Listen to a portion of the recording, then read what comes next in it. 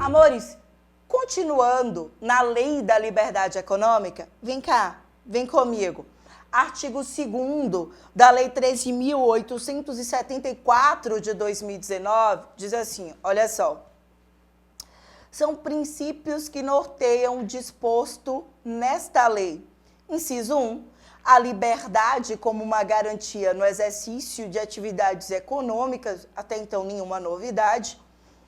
Inciso 2, a boa-fé do particular perante o poder público. Nós já tínhamos a presunção dessa boa-fé, quer fosse entre particular, poder público com poder público. Ele só faz deixar ainda mais evidente, mais clarífico que se presume a boa-fé do particular perante o poder público. Inciso 3, a intervenção subsidiária. Olha que interessante, isso aqui é importante e excepcional do Estado sobre o exercício de atividades econômicas. Amores, pela primeira vez, nós temos uma legislação dizendo Estado se meta o menos possível no que pertine à relação econômica entre particulares.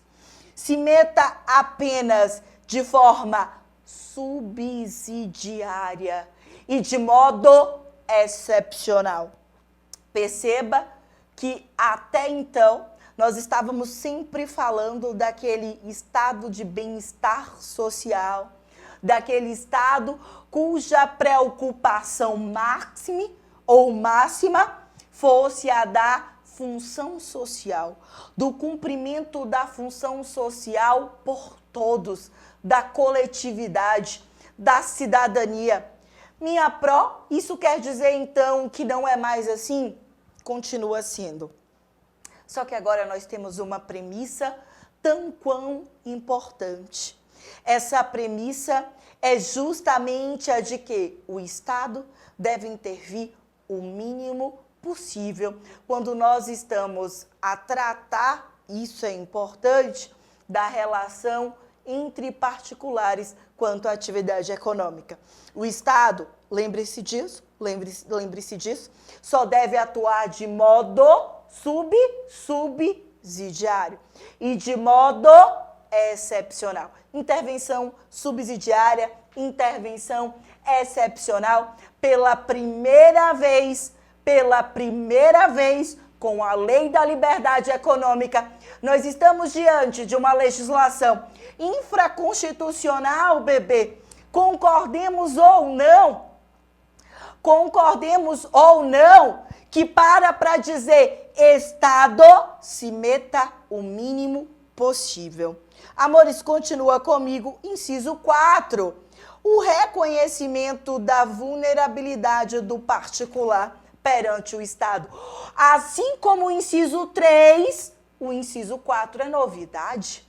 Assim como o inciso 3 e o inciso 4 é novidade, porque perceba, a gente não está falando agora de presunção de boa-fé, como está na nossa Constituição Federal de 88. Nós estamos falando da presunção de uma hipossuficiência, de uma vulnerabilidade. Nós estamos diante de uma legislação, a Lei 13.874 de 2019, que agora diz, olha, Estado, você não só vai compreender que o particular tem boa-fé, não. Você vai entender que o particular, ele está vulnerável perante você.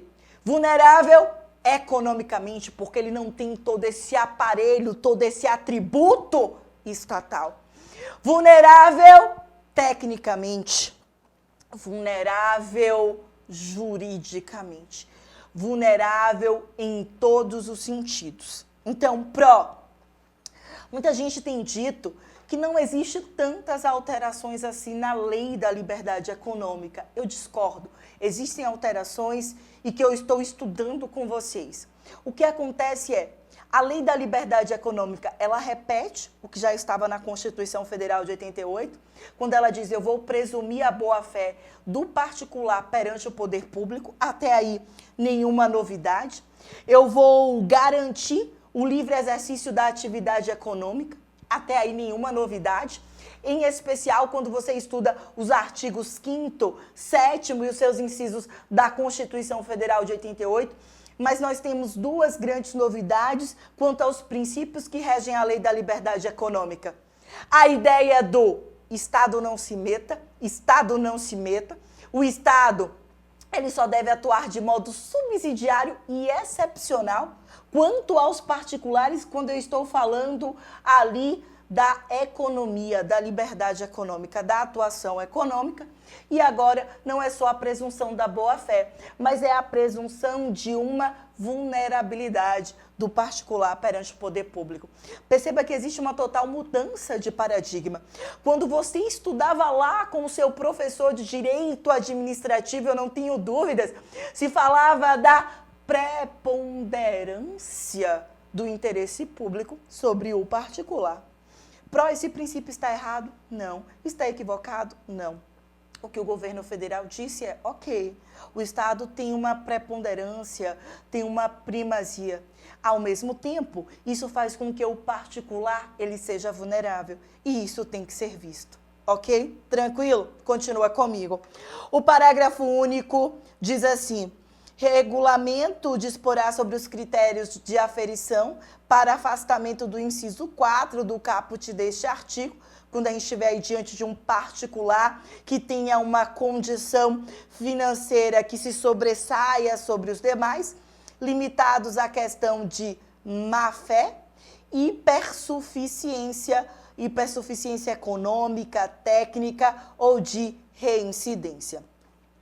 Da Declaração de Direitos da Liberdade Econômica, o artigo 3º diz assim: são direitos de toda pessoa, inclusive seus direitos, bebê, de você que está me assistindo, pessoa natural ou jurídica, essenciais para o desenvolvimento e o crescimento econômicos do país, observado o disposto no parágrafo único do artigo 170, vem comigo. Você pode, inciso 1, desenvolver atividade econômica de baixo risco, para a qual se valha exclusivamente de propriedade privada própria ou de terceiros consensuais. Um terceiro lhe cedeu uma propriedade por meio de um comodato, por meio de uma cessão, através de um contrato de aluguel, não importa, sem a necessidade de quaisquer atos públicos de liberação da atividade econômica. Cuidado, porque, olha para mim, ele está falando aqui da atividade econômica de baixo risco. E essa é a regra geral. Toda regra geral tem sua exceção. Existem atividades que de por si só, vão necessitar sim de uma autorização, de uma regulamentação. Não dá para qualquer pessoa ir dizer: ei, meu brother, minha sister, vem cá que eu vou te atender aqui, vou prestar atendimento jurídico. Quem presta atendimento jurídico é advogado.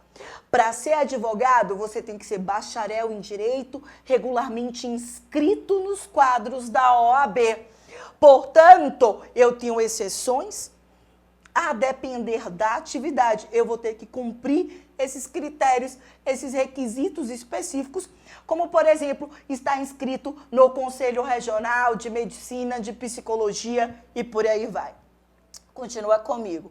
Inciso 2, desenvolver atividade econômica em qualquer horário ou dia da semana, inclusive em feriados, sem que para isso esteja sujeita a cobranças ou encargos adicionais. Observados. Cuidado. As normas de proteção ao meio ambiente, incluídas de repressão à poluição sonora e à perturbação do sossego público. E B, as restrições advindas de contrato.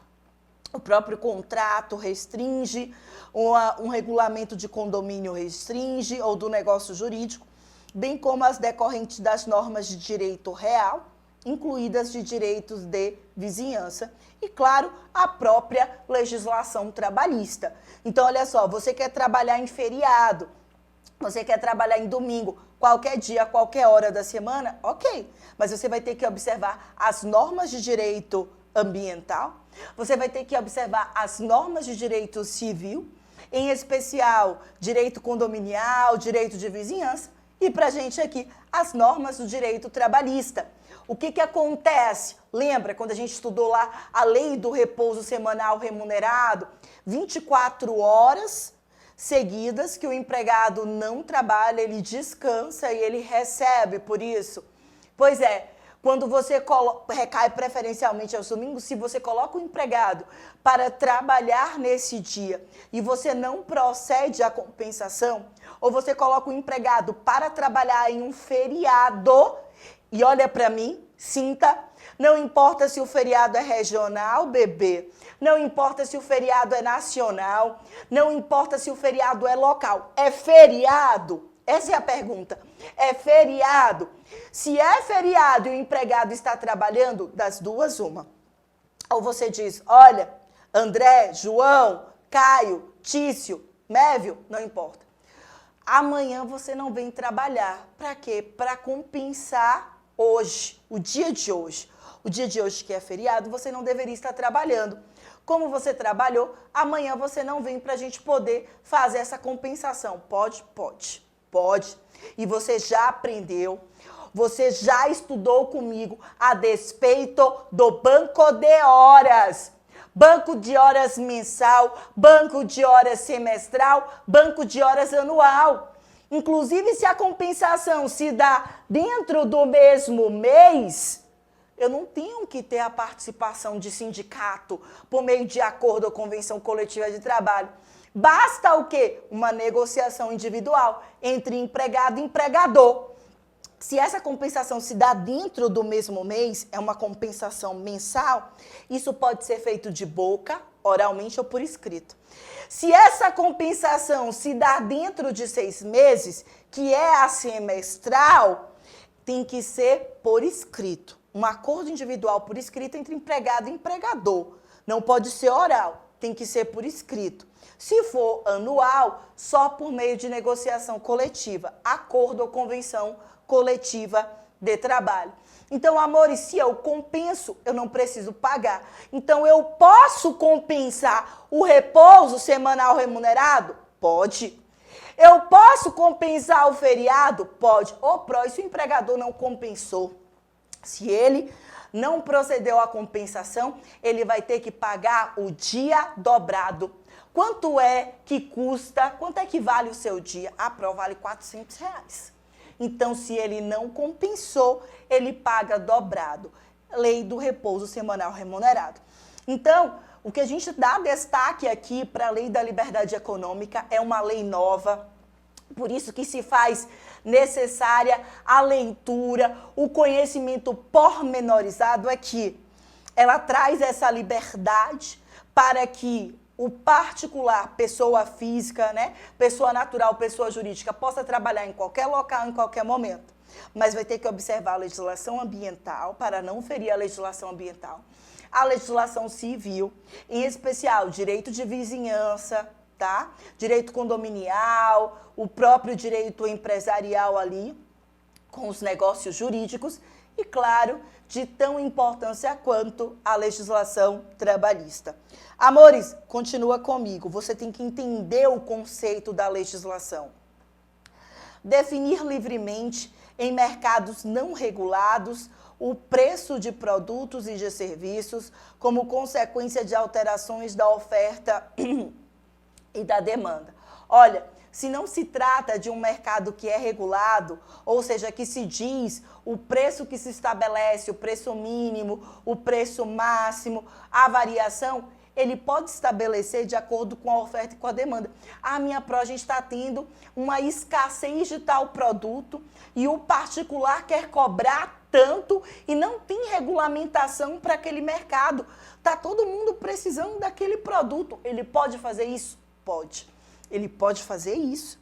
E, inclusive, ele vai trazer para si, ele vai fazer uso da Lei 13.874 de 2019, da Lei da Liberdade Econômica, e vai dizer, olha, eu posso cobrar o preço que eu quiser, quando eu quiser e como eu quiser. Até porque para esse produto, para este serviço, não existe um mercado autorizado regulamentador. Amores, inciso 4.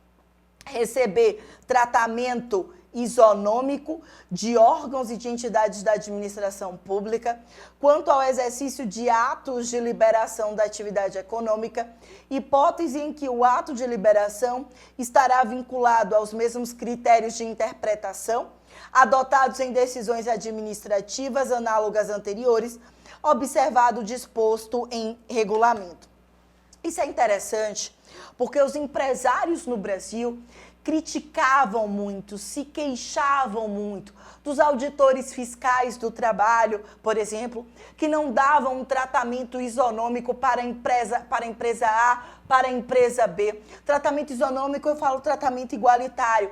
A atuação dos membros aqui para a nossa seara, do Ministério Público Federal, do Ministério Público do Trabalho, que estavam se preocupando com empresas, com empregadores que não estavam ali atingindo a cota de pessoas portadoras de deficiência ou readaptados do trabalho.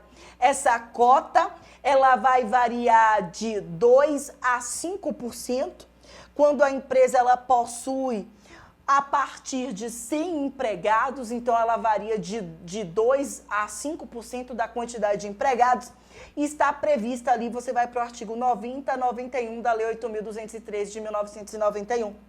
E muitas vezes os empresários diziam, olha, porque eu tentei contratar, tá aqui o processo seletivo, olha, eu fui atrás do Sistema S, eu fui atrás dessas empresas intermediadoras, CAA, IEL, e o próprio Sistema S, e não tem quem queira trabalhar. Porque as pessoas só querem trabalhar sem ter a CTPS assinada, sem ter o vínculo empregatício reconhecido, para não perderem o benefício, que é o benefício pelo LOAS. E a gente só quer contratar justamente com a CTPS assinada, com reconhecimento do vínculo empregatício, como manda a lei tudo corretamente, para atender a cota, e não conseguimos quem queira ser contratado. Ficava justamente aí nessa angústia, consegue, não consegue, autua, multa. A ideia é justamente de que se dê um tratamento isonômico, igualitário pelas entidades da administração pública, todas elas, direta, indireta e demais órgãos. Sempre observando uma atuação, vamos dizer assim, uma atuação cujo princípio basilar não seja punir o particular, não seja discriminar o particular, mas muito pelo contrário, privilegiar a liberdade econômica. É justamente a ideia dessa lei da liberdade econômica. Continua comigo, inciso 5. O inciso 5 diz, gozar de presunção de boa-fé nos atos praticados no exercício da atividade econômica, para os quais as dúvidas de interpretação do direito civil, perceba, para quem ele está aplicando a presunção de boa-fé, direito civil, direito empresarial, direito econômico e direito urbanístico. Vou repetir, civil, empresarial, econômico e urbanístico serão resolvidas de forma a preservar a autonomia privada, exceto se houver expressa disposição legal em contrário. Bebês, olha para mim. Você viu ali, você leu o direito administrativo? Você leu o direito tributário? Você leu o direito trabalhista? Não. Portanto, essa presunção da boa-fé do particular perante o poder público, eu só vou ter para o direito civil, para o direito econômico, para o direito urbanístico, conforme está ali posto. Eu não vou aplicar, por exemplo, para o direito do trabalho, que possui, assim como o direito administrativo, assim como o direito tributário e tantos outros, os seus princípios basilares, peculiares à sua normativa própria. Ok? Tranquilo até aqui? Massa. Continua comigo. Vem comigo. Inciso 6.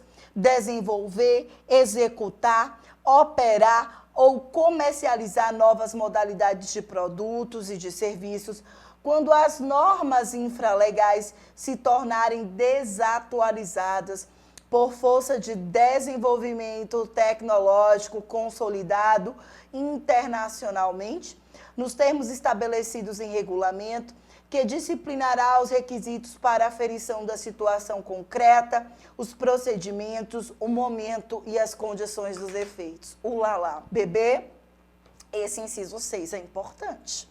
Minha pró, por que esse inciso 6 é tão importante?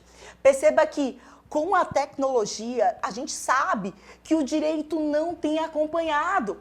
O direito está sempre atrás. As coisas primeiro vão acontecendo e o direito vai tentando acompanhar. O que acontecia? O poder público não conseguia aí acompanhar, seja pelo poder legislativo, seja pelo poder judiciário ou até mesmo o executivo. E por conta disso, os particulares ficavam impedidos de operacionalizar novas modalidades, produzir novos produtos, novos serviços oriundos dessa tecnologia, porque, por exemplo, o poder público não pôde ainda auferir se estava correto, se não estava correto, se estava atendendo ali a legislação ambiental, administrativa, e a ideia agora se altera. A ideia de que produza o que você tem que produzir, faça o que você tem que fazer e o poder público que corra atrás para te acompanhar. Porque não é justo, essa é a ideia da lei, porque não é correto, porque não é até legal que você fique paralisado, que você seja penalizado, porque o poder público é moroso em dizer que a sua tecnologia está ok, em dizer que o seu novo produto está ótimo, em dizer que a sua espécie de serviço prestada, que é nova, que está aderindo à tecnologia, está em conformidade com a legislação. A premissa, a base mudou. Mudou, minha pró? Mudou. Mudou como? Mudou no sentido de que produza, faça o que você tem que fazer. Execute, operacionalize, comercialize, faça o que você tem que fazer quanto a produtos, a serviços com essas novas tecnologias. E o poder público que corra atrás aí justamente, olha aqui para a telinha, para estabelecer este regulamento, para poder então tornar ou trazer normas que regulamentem a esse respeito, a esses procedimentos e a toda essa questão de novas modalidades de produtos e de serviços para torná-los de acordo com a legislação, dizendo inclusive se estão de acordo ou se não estão de acordo. Ok? Vamos fazer o seguinte, me aguarda ali no próximo bloquinho, já já eu volto.